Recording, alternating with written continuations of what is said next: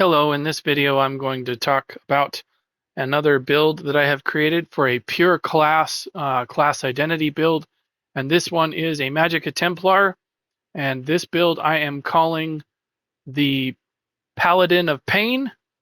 And as you can see on the screen here, I'm using both of the Infinite Archive sets on this build to really just lean into pure class all the way. I'm also using the new Shattered Paths Signet with the Aetheric Lancer and Wrathful Sun set. This is actually the first time I've ever even used the Wrathful Sun set. And this is a Wrath Sun, I should call it. It's a lot of fun to use. Gives you basically a free ultimate to fire off, so it really pairs well with the Shattered Paths Signet because it essentially drops the Nova ultimate on the target that you're hitting. This Nova here is basically tied to the gear set Wrathsun. Once you get up stacks of sunlight up to 30 times, then it fires a Wrathsun at the target, dealing damage. And so that's a really fun set to use. I'll go into the build here in detail here. We'll pull up the Battle Scrolls tag here and we'll go over the build. So I am a Dark Elf Templar with the Thief Mundus. And then for the class masteries, I'm using Bright Harbinger and Judgment's Brand with the Crunchy Spider Skewer food. I'm doing that for a specific reason because I'm using the stamina version of the spammable.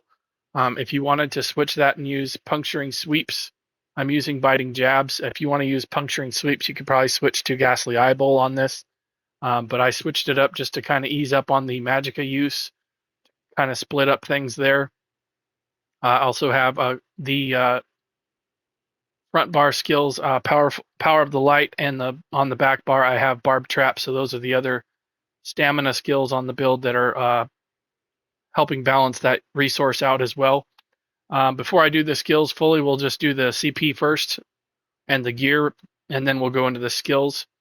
I have Deadly Aim, which increases your single target damage, which is going to increase the damage that the status effects are doing from the Shattered Paths Signet. Then I have Wrathful Strikes, that is going to increase your damaging spells by 205 weapon and spell damage.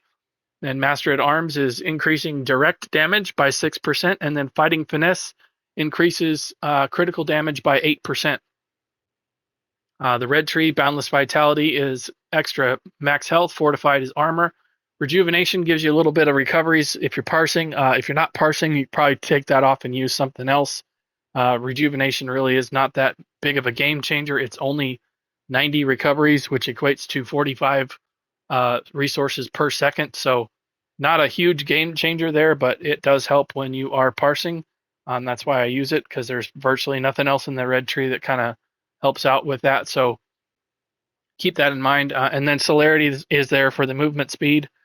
Green Tree, as always, I never change these on virtually anything that I'm doing, except for maybe if I'm doing criminal activities, I'll take part in that area of the Green Tree. But I usually just keep Steed's Blessing, Master Gatherer, Gifted Rider, and War Mount on the Green Tree.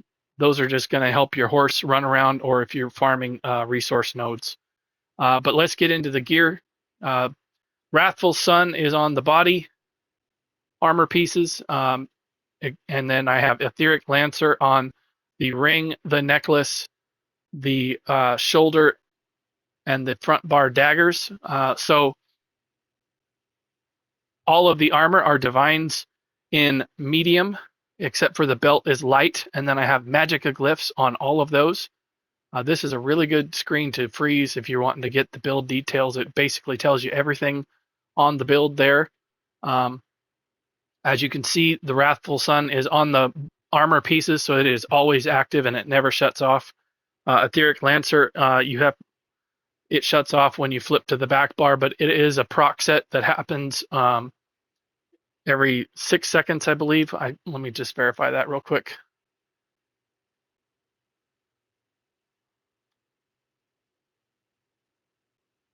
It can happen every 3 seconds. So you don't want to be on your back bar too long for this, but the stacks from the sunlight, you don't want to miss out on that. So that's why I've put the Wrathsun on the body for pairing that way. So I have two front bar daggers that are both charged, as you can see on the screen there on the lower end, that tells you what type of weapon they are and what trait. And then the flame and poison glyphs on the front bar, and a weapon and damage. The Berserker is weapon damage, in case you're not aware of that. Back bar infused, perfected crushing wall, inferno staff for the back bar. So now let's get into the skills. On the front bar, I have Inner Light slotted to increase max magicka and recovery. This also gives me major prophecy and savagery on my front bar. And then I have Power of the Light from the Dawn's Wrath skill line. And then Biting Jabs is from Aetheric Spear. And then we have the Radiant Oppression Execute from Dawn's Wrath. And then Blazing Spear from the Aetheric Spear skill line. And then I've got Flawless Dawnbreaker here to proc the Fighters Guild passives. So I'm proccing both the Mages Guild and Fighters Guild on my front bar. And then on the back bar, I am doing the same thing, as you can see in the lower portion there, with Barb Trap and Shooting Star, doing the same thing on the back bar. Vampire's Bane and Solar Barrage are both from Dawn's Wrath. And then we have Ritual of Retribution from the Purifying Light skill line.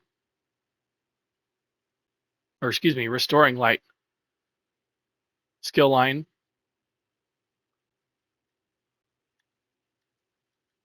Get back into that. And then we have Blockade of Fire. Ritual of Retribution does damage in a ring.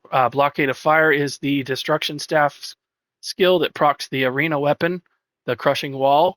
And then we have Barb Trap to give us a really good dot on the back bar, as well as Minor Force while it is active. And it procs the Fighters Guild passives on the back bar and the Mages Guild passives, as well as increased magicka recovery on the back bar with Shooting Star. Because we don't fire the ultimate on this build due to the Shattered Paths Signet, basically you just want to figure out a configuration for your ultimates so that you are benefiting in some way. I chose to do it this way so that I could get both the Fighters Guild and Mages Guild on either bar. If you want to stack into one or the other, with that you can.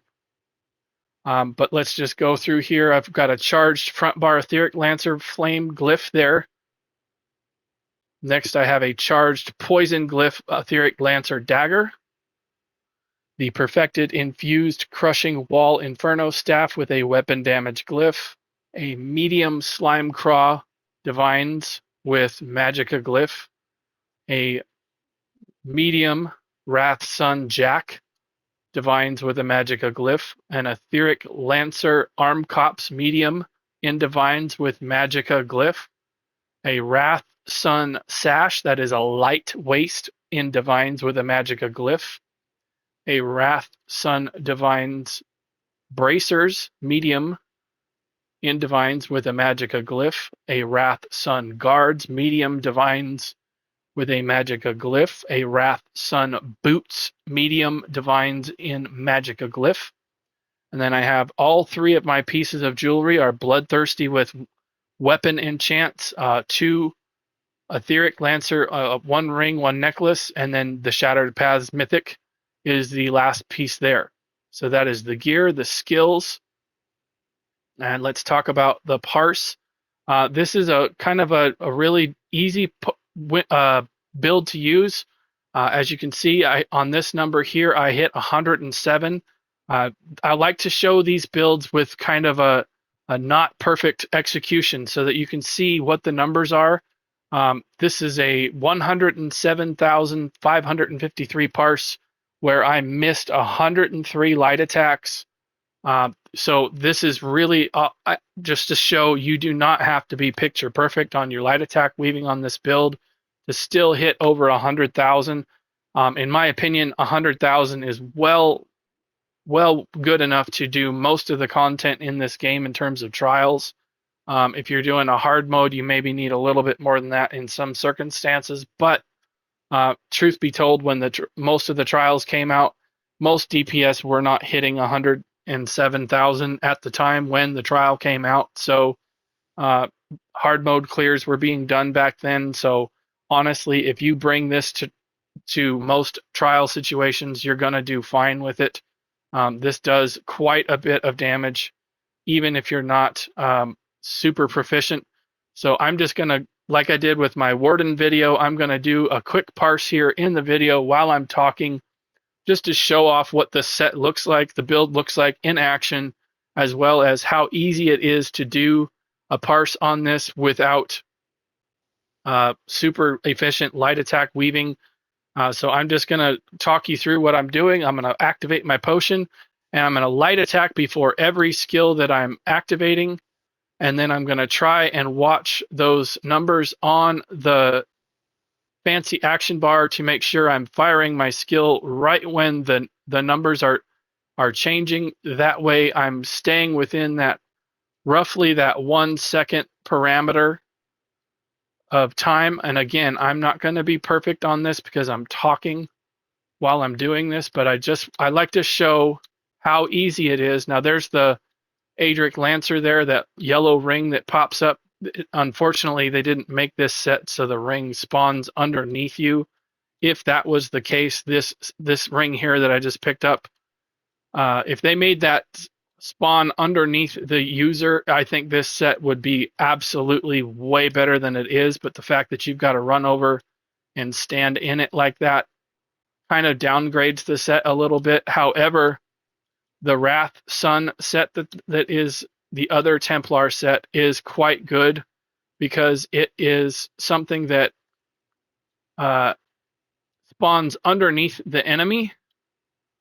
And so a little thing like that they could do, in my opinion, to make that set, the Aetheric Lancer set, better, is if they could just make it so if enemies were in the ring, or maybe even if it made the ring spawn underneath you specifically, then that would be, I think, a lot more beneficial.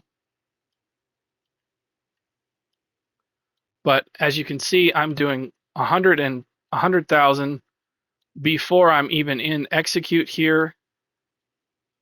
And that's the thing about the Templar class that you have to remember, that even if you're kind of behind on your numbers, when you get into execute, such as 40%, like right now, I'm going to start using the Radiant Oppression execute here since we're within execute of that.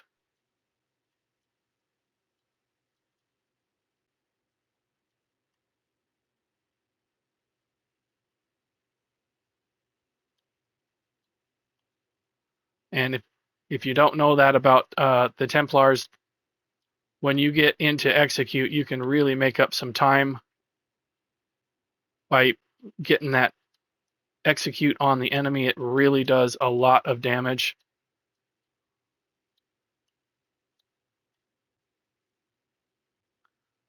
Just want to make sure you keep your sustain up,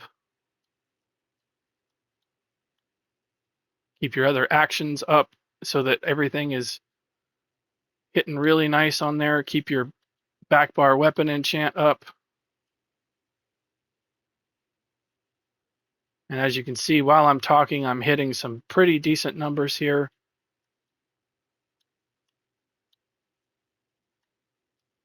109,000, so I did even more than what my previous parse was. Just talking through the video, previously I did 107. So in this video, I hit 109. I missed 104 light attacks. As you can see, I'm still doing just about 110 while talking on this. So this is a pure class build that works. This does not have trials gear on it. This has 1 mythic, 2 Infinite Archive 5-piece sets, 1 arena weapon from the Maelstrom Arena, and 1 piece slime craw, as you can see right there, demonstrated live in the video. Let me get rid of that messed up pole there. But there's the build right there that I just used. Everything live demonstration. As you can see, Biting Jabs and Radiant Oppression are the leading damage. There's Burning Light that does 1.2 thousand. Here's the Wrathful Sun set here coming in at 5%. And as I said before, this Aetheric Lancer set is probably going to do better in content where you're actually moving around more and you can actually stand around and walk in the ring. When you're parsing on this, sometimes your ring stands over here like I showed. But honestly, I don't take a whole lot of value from doing a parse because it's not true content. This is not a parse build. I don't like to build parse builds because honestly, they don't do well in content. I like to build stuff that actually is for content. So if you like this build, give it a try. If you don't have these gear sets from the Infinite Archive, I will link in the description how I recommend farming Infinite Archive so that you can get those sets farmed off really quickly. I recommend going in there on your Templar, and then with whatever archival fortunes you receive, go in there and buy the coffers for the sets if you're really wanting to get that collected fast, and give this a try. You've basically just seen what both sets do, how the build performs. So if this interests you, give it a try. Again, thank you for watching. If you like this video, please consider liking the video and subscribing to my YouTube channel. I will see you in another video. Thank you again for watching. Bye.